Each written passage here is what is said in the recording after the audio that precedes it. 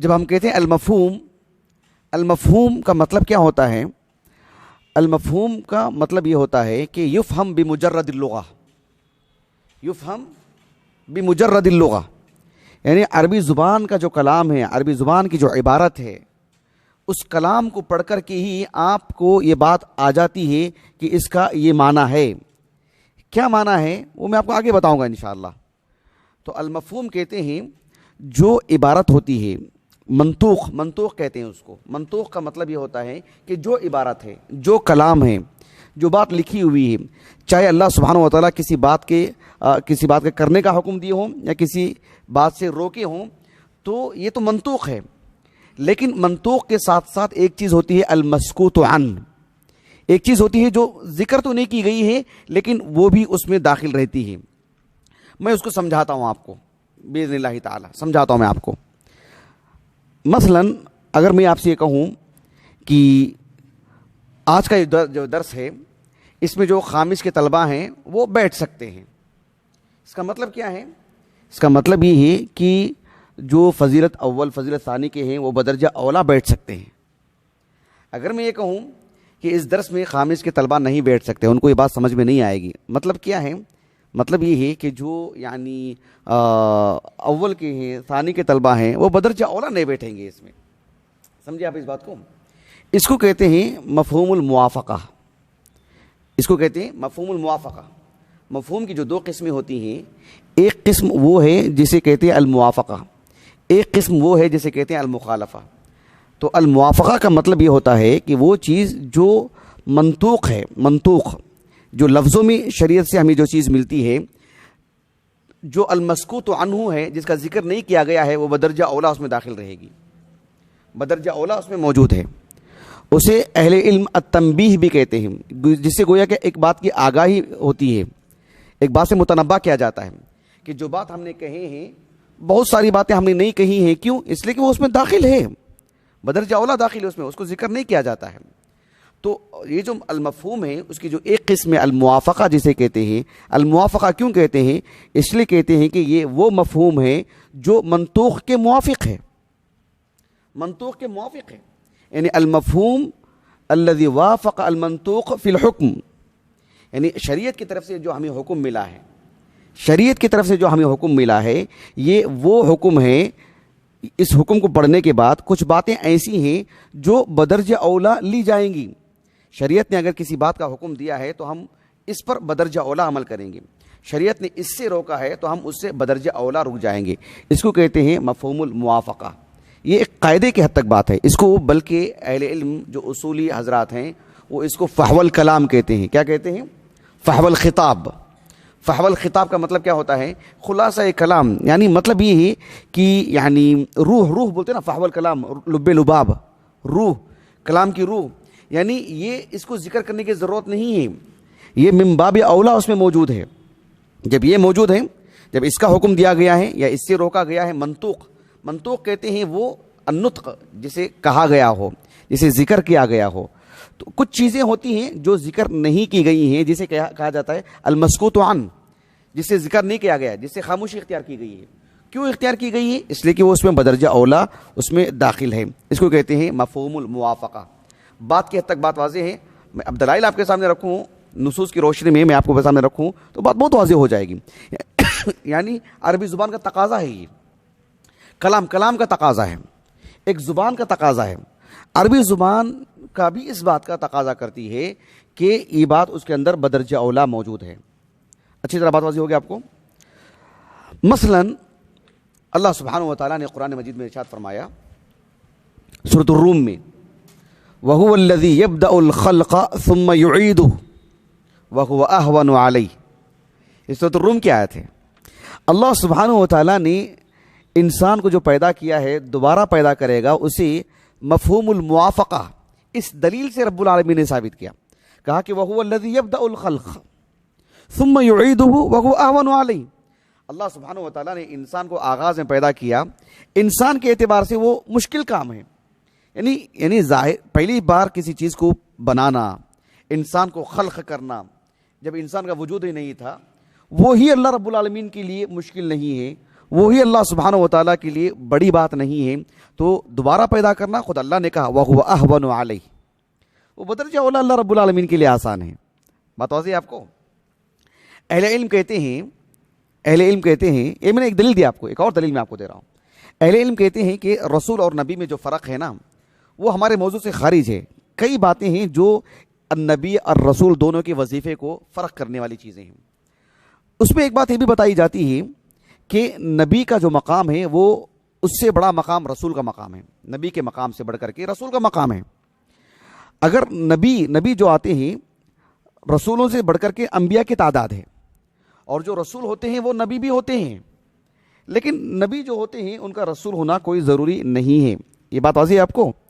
اللہ رب العالمین نے فرمایا سورۃ الاحزاب میں وَلَكِن رسول اللہ وخاتم النبیین، اللہ سبحانہ و تعالیٰ نے رسول اللہ صلی اللہ علیہ وسلم کو خاتم النبیین کہا، یعنی انبیاء علیہ السلام کا جو سلسلہ چل رہا ہے اس کی آخری کڑی کون ہے؟ اللہ کے رسول ہیں علیہ السلام۔ اور یہ بات واضح ہے، بدیہی ہے کہ اللہ کے رسول ہیں، رسول اللہ ہیں، یعنی آپ اللہ کے نبی بھی ہیں اور آپ اللہ کے رسول بھی ہیں۔ جب انبیاء کا سلسلے سے متعلق آپ کے لیے ایک منتہا ہے، آپ آخری نبی ہیں، تو رسول بدرجہ اولا آپ آخری رسول ہیں۔ بات واضح ہے آپ کو؟ اللہ کے رسول کے بعد کوئی نبی نہیں ہے تو پھر رسول بدرجہ اولا نہیں ہے، بدرجہ اولا شریعت نازل نہیں ہوگی۔ بات واضح ہوگی آپ کو؟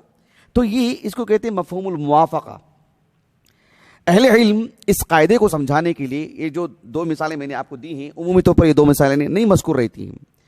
ایک مثال جو بہت ہی زیادہ ذکر کی جاتی ہے اس قاعدے کے تحت شروع سے لے کر آخر تک، اگر آپ متقدمین میں متاخرین میں اس دور کے علماء میں آپ دیکھیں گے، اس قاعدے کو سمجھانے کے لیے جو مثال دیتے ہیں وہ سورۃ الاسراء کی ہے۔ اللہ رب العالمین نے فرمایا فَلَا تَقُلْ لَهُمَا اُفْ، فَلَا تَقُلْ لَهُمَا اُفْ، جو والدین سے متعلق اللہ سبحانہ و تعالیٰ نے فرمایا کہ ماں باپ کے لیے التعفیف، یعنی اف بھی نہ کہیں ان کو، یعنی اف بھی نہ کہیں ان کو، یہ ایک لفظ ہے۔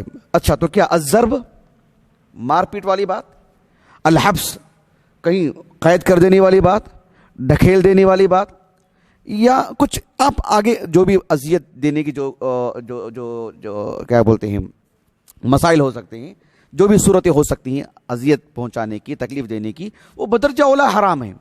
جب اف ہی نہیں کہہ سکتے تو بقیہ باتیں اللہ نے کیوں نہیں ذکر فرمائی؟ وہ المسکوت عنہ ہیں، کیوں؟ اس لیے کہ وہ بدرجہ اولا حرام ہے۔ جب یہ حرام ہے، یہ ممنوع ہے، تو وہ چیزیں بدرجہ اولا حرام ہیں۔ یہ مثال عمومی طور پر اہل علم دیتے ہیں۔ ایک اور مثال، کیونکہ جو مفہوم الموافقہ ہے اس میں اہل علم کہتے ہیں کہ جو منطوق ہے، منطوق تو المسکوت عنہ اس میں اگر داخل ہے من باب اولا تو وہ بھی اس کے اندر آتی ہے چیز، جسے کہتے ہیں الاولویہ، یعنی جب ان کے لیے گنجائش ہے تو ان کو بدرجہ اولا گنجائش ہونی چاہیے۔ جب ان کو گنجائش ہے تو ان کے لیے بدرجہ اولا گنجائش ہونی چاہیے، اس کو کہتے ہیں الاولویہ۔ کہتے ہیں کہ المساوات، یعنی ایک چیز ہوتی جو برابری کی، ایک ہوتی ہے جسے اولیت حاصل ہو۔ جب آپ نے ان کو موقع دیا ہے تو ان کو تو بدرجہ اولا دینا چاہیے تھا، جیسے ہم کہتے ہیں نا، اس کو کہتے ہیں مفہوم الموافقہ۔ ایک ہوتی برابری والی بات، جب آپ نے ان کو دیا ہے تو ان کو دینے میں کیا معنی ہے؟ دونوں میں تو علت ایک ہے، ایک ہی مقام ہے۔ تو المساوات سے متعلق جو دلیل پیش کی جاتی ہے جو آیت کریمہ، عمومی طور پر تبھی سبھی اہل علم، کسی کی طرف ہم احالہ نہیں کر سکتے، سبھی وہ ہے سورۃ النساء کی آیت کریمہ۔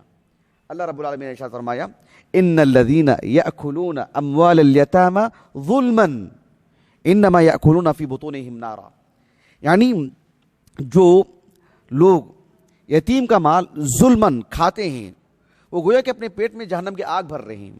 ٹھیک ہے، ایک شخص یتیم کا مال لے کر کے کھاتا نہیں، اپنی ذات کے لیے استعمال نہیں کرتا ہے، اسے تلف کر دیتا ہے۔ یعنی مان لیجئے کہ موبائل ہے، یتیم کا موبائل تھا، اس نے لے کر کے فروخت کر کے اپنے ذاتیات کے لیے استعمال کیا، اسلام نے اسے حرام قرار دیا۔ ایک شخص نے یتیم کا موبائل لے کر کے کھایا نہیں ہے، اس کو فروخت کر کے استعمال میں اپنے لایا نہیں ہے، بلکہ اسے تلف کر دیا ہے، اسے توڑ دیا ہے، پھینک دیا ہے، کہیں ڈال دیا ہے اس کو، تو وہ بھی حرام ہے۔ کیوں؟ اس میں کہ اس میں یتیم کا مال کی تضییع ہو رہی ہے، ضائع ہو رہا ہے، چاہے آپ اسے اپنے ذات کے لیے استعمال کر رہے ہیں، چاہے اسے آپ تلف کر دے رہے ہیں، بات تو یہ ہے کہ آپ اس کو تو مال نہیں مل رہا ہے وہ۔ تو بہرحال یہ اللہ سبحانہ و تعالیٰ نے یتیم کے مال کو تلف کرنے سے متعلق تو نہیں روکا نا، اس پر تو وعید نازل نہیں کی نا، اس پر زجر اور توبیخ، ڈانٹ ڈپٹ والی تو بات نہیں آئی ہے نا۔ کیوں نہیں آئی ہے؟ اس لیے کہ وہ بھی برابر کی بات ہے۔ یعنی اس سے ملتی جلتی اس قبیل کی چیزوں کو نہیں ذکر کیا جاتا. ایک چیز ذکر کر دی جاتی ہے المسکوت عن. المنطوق وہ جس کو ذکر کیا گیا ہے، المسکوت عن جس کو ذکر نہیں کیا گیا ہے، جس پر خاموشی اختیار کی گئی ہے. وہ کیوں؟ اس لیے کہ وہ اس میں داخل ہے. یعنی ایک ایسا مفہوم ہے جو منطوق کے موافق ہے، یعنی وافق المنطوق فی الحکم، یعنی حکم کے اعتبار سے اس سے موافق ہے وہ، اس لیے اس کو مفہوم الموافقہ کہا جاتا ہے. بات اچھی طرح واضح ہے. دور حاضر میں اصول فقہ سے متعلق آپ دیکھیں گے کہ یعنی کتابوں کی کثرت ہے. اگر میں کہوں تو مبالغہ نہیں ہوگا کہ کم و بیش 500 کے قریب آس پاس رسائل آپ نیٹ پہ دیکھ سکتے ہیں.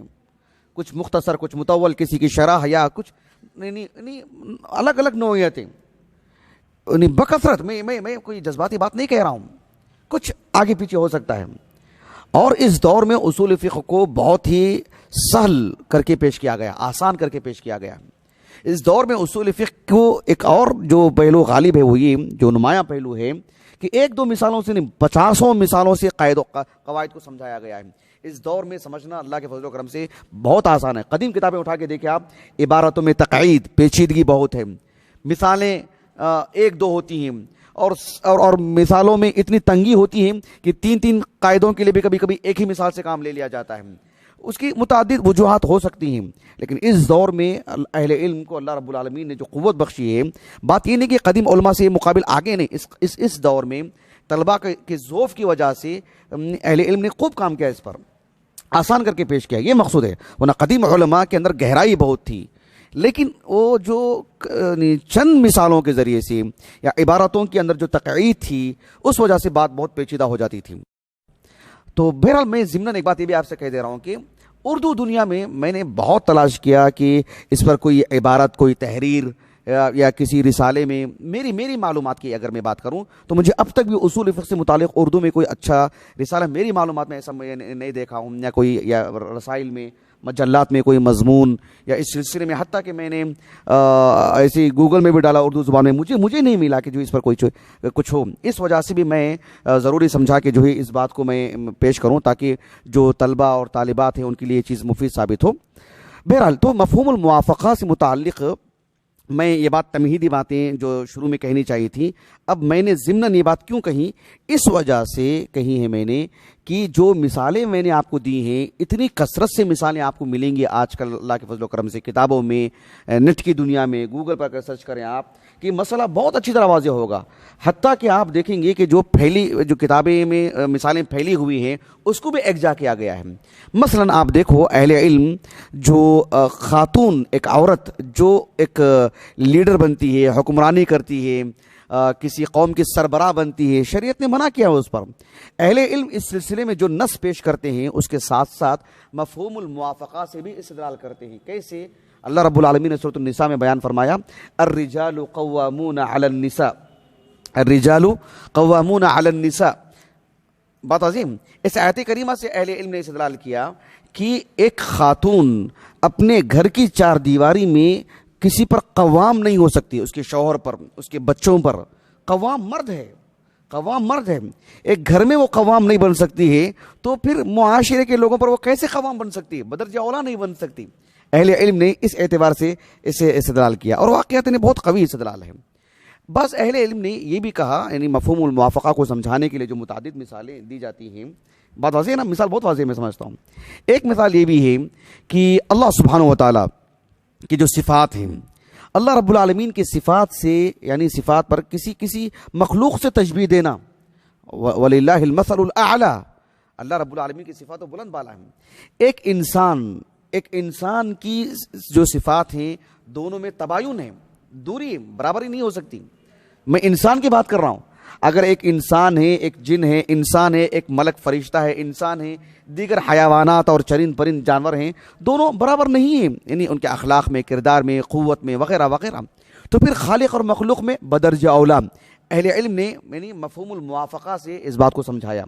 ایک اور مثال میں آپ کو دیتا ہوں کہ اللہ کے رسول علیہ الصلوۃ والسلام یا دیگر انبیاء، کوئی بھی انبیاء علیہ السلام ہو، اہل علم کہتے ہیں کہ اللہ سبحانہ و تعالیٰ نے ان کو جب پیدا فرمایا، جب ان کا وجود ہوا اس دنیا کے اندر، انبیاء علیہ السلام کا، اور جب یہ باشعور ہوئے اور یہ سن بلوغت کو پہنچے، جب یہ مکلف ہوئے، تو ان کی نبوت اور ان کی موت تک انبیاء علیہم الصلوۃ والسلام سب کے سب کبائر سے معصوم ہیں، کبائر سے پاک ہیں۔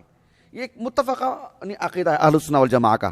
اہل علم کہتے ہیں کہ جب انبیاء علیہ السلام کبائر سے معصوم ہیں، کبائر سے ان کی عصمت ہے، تو پھر شرک سے بدرجہ اولا، یعنی ایسے نہیں کہ نبوت کی بات، نبوت سے پہلے بھی جب یہ کبیرہ گناہ کا ارتکاب نہیں کرتے، اس سے اللہ نے انہیں بچا کے رکھا ہے، تو شرک سے بدرجہ اولا اللہ سبحانہ و تعالیٰ نے انہیں بچا کے رکھا ہے۔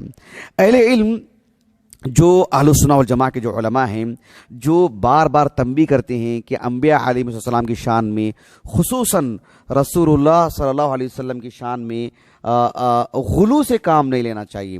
اللہ تعالیٰ نے آپ کو بہت عظیم مقام عطا کیا، وَرَفَعْنَا لَكَ ذِكْرَكَ، لیکن غلو نہیں کرنا چاہیے، اللہ کے رسول نے منع کیا ہے۔ تو اہل علم اہل السنہ والجماعہ کے موقف یہ ہے، وہ کہتے ہیں بس ایک سمجھانے کے لیے متعدد دلائل کے ساتھ ساتھ کہ جب اللہ کے رسول علیہ السلام کی شان میں غلو نہیں کیا جا سکتا، تو جو صحابہ ہیں، بعد کے اہل علم ہیں، تو ان کی شان میں بدرجہ اولا غلو نہیں کیا جائے گا۔ یعنی بات کیا ہے کہ میں مفہوم الموافقہ کو سمجھا رہا ہوں آپ کو متعدد باتوں کے ذریعے سے، مفہوم الموافقہ کو متعدد امور کے ذریعے سے میں آپ کو سمجھا رہا ہوں۔ اہل علم کہتے ہیں کہ شریعت میں کچھ وہ مسائل ہیں، وہ امور ہیں جو اصول ہیں، کچھ وہ ہیں جو فروع ہیں۔ ایک وہ ہیں جسے ہم کہتے ہیں نا کہ بھی یہ فروعی مسائل، نماز میں رفع الیدین کرنا، آمین بالجہر کہنا، یہ سب فروعی مسائل ہیں۔ عقدی مسائل وہ اصولی مسائل جیسے ہم کہتے ہیں، یہ ایک الگ مسئلہ ہے، یہ ایک مستقل الگ مسئلہ ہے۔ بات واضح ہوگی آپ کو۔ شیخ الاسلام ابن تیمیہ کی مستقل کتاب، ان کی کتابوں کو سامنے رکھ کر کے استخراج اس کو جو الگ ترتیب دیا گیا ہے، ایک مستقل الگ مسئلہ، کبھی انشاءاللہ آپ کے سامنے گفتگو کریں گے۔ اصولی مسئلہ ہے یہ کہ دین کو اصول اور فروع میں منقسم کرنا، یہ اہل السنہ والجماعہ کا یہ کس درجے کا یہ موقف ہے، یہ کبھی آپ کے سامنے بیان کیا جائے گا انشاءاللہ۔ میں یہ کہنا چاہ رہا ہوں کہ ایک وہ ہے جو اصولی مسائل ہیں، عقدی مسائل، اللہ پر ایمان لانا۔ ایک وہ امور ہیں جیسے ہم کہتے ہیں یعنی کپڑے پہننا اور ٹخنوں سے اوپر پہننا مرد کے لیے وغیرہ، سیدھے ہاتھ سے کھانا وغیرہ، یعنی سارے شعبہ جات دین کے سبھی شعبہ جات۔ ایک وہ ہیں جو شہادتین کا اقرار ہے، وہ اصول ہے، بقیہ چیزیں فروع ہیں۔ اہل علم کہتے ہیں کہ اللہ سبحانہ و تعالیٰ جب کفار سے فروع کا مطالبہ کرتا ہے، یعنی ایک کافر کو جہنم میں دو طرح کی سزا عیاذاً باللہ، ایک اس کے اللہ پر ایمان نہیں لانے کی وجہ سے، ایک اس نے اگر ٹخنوں سے اوپر نہیں پہنا ہے تو، سبحان اللہ العظیم۔ ایک خاتون کو اگر وہ شوہر کی نافرمانی کر رہی ہے، اس کی وجہ سے بھی اسے سزا دیں گے رب العالمین، اور اگر وہ اصلاً کافر ہے اس وجہ سے بھی سزا دی جائے گی۔ ایک مرد ہے جو اپنی بیوی کے حقوق ادا نہیں کرتا، اس وجہ سے بھی اسے اللہ تعالیٰ کے ہاں سزا ہے، اور وہ اصلاً کافر ہے اس وجہ سے بھی اللہ کے ہاں اس کے لیے سزا ہے عیاذاً باللہ۔ لیکن ایک شوہر ہے جو اپنی بیوی کے ساتھ حسن سلوک کرتا ہے، تو کیا وہ عمل قبول ہوگا؟ نہیں قبول ہوگا، کیوں؟ اصل نہیں ہے اس کے پاس۔ لیکن جب بات سزا کی آتی ہے تو دونوں کا مطالبہ ہے اس کے پاس۔ تو اہل علم کہتے ہیں جب ایک کافر سے فروع کا تک مطالبہ ہوتا ہے، یعنی ما سلککم فی سقر قالوا لم نکن من المصلین ولم نکن نطعم المسکین، یعنی اطعام المسکین، مساکین والی جو بات ہے، یہ کیا بنیاد ہے، اس کے بغیر مسلمان نہیں ہوتا وہ، اندازہ لگائیے آپ۔ لیکن جب جہنم میں جائیں گے تو دونوں سزائیں بیان کر رہے ہیں وہ، کہ ایک ان کا وَكُنَّا نُكَذِّبُ بِيَوْمِ الدِّينِ، قیامت کا انکار کرنا بھی، اور ولا کیا ہے وہ آیت کریمہ، یعنی لا نطعم المسکین، ہم لم نکو نطعم المسکین، یعنی وہ بھی ایک جرم ان کا، اور قیامت کا انکار بھی ایک جرم۔ جب فروعات کا ان سے مطالبہ ہے تو اصول کا بدرجہ اولا ان سے مطالبہ ہے۔ یہ میں نے متعدد جو مثالیں آپ کے سامنے رکھی ہیں، یہ بتانے کے لیے کہ مفہوم الموافقہ حجت ہے، اور اس کو آپ متعدد امور سے سمجھیں۔ یہ مفہوم الموافقہ ہے، مثالیں